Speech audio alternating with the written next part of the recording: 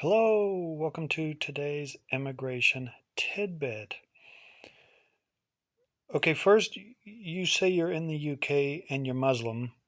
Um, so I can't tell you under immigration law whether you can or can't, because if you were in the US, it would be a whole different story. I mean, it doesn't matter whether you're Muslim or not Muslim.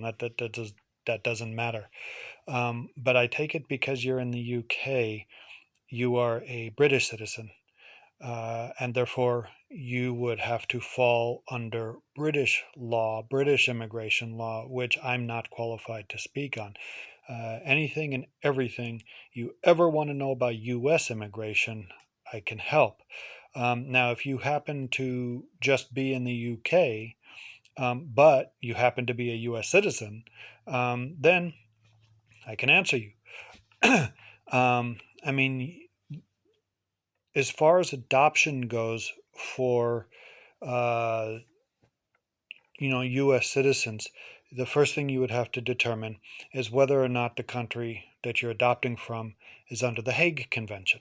Okay, and if it's under the Hague Convention, then the adoption procedures, to be honest with you, are 10 times more complicated and 10 times more costly.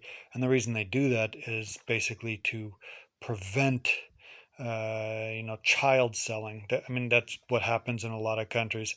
And so they have where there's the adoption agency in the foreign country, then there's the adoption agency in the US, and then they work together, and it takes time to do it all. And ultimately, if it's done properly, then the adoption would go through, and then everything has to be done, completed before the child turns 16. If it happens when the child is 16 years and 1 hour, no good. Okay, so it all has to be done before 16. And again, I'm conveying to you U.S. immigration law.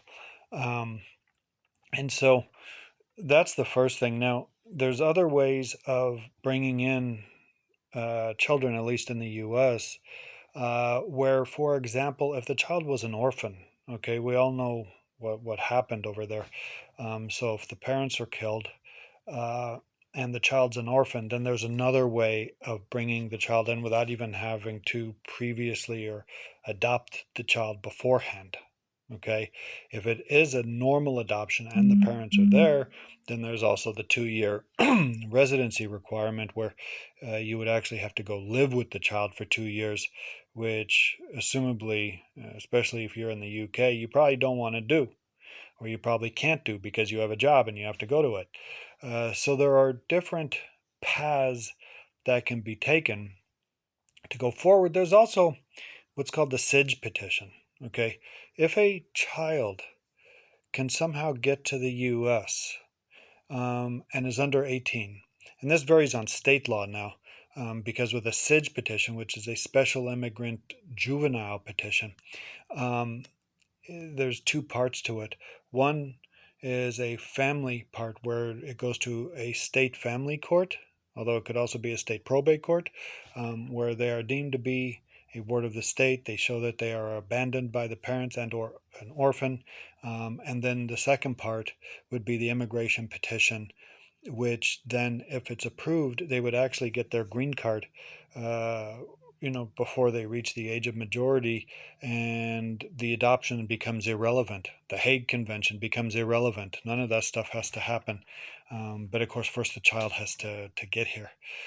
So there are different options, depending. Now, if in fact you are a British citizen, then you need to contact an immigration lawyer in the UK and ask what the laws are there.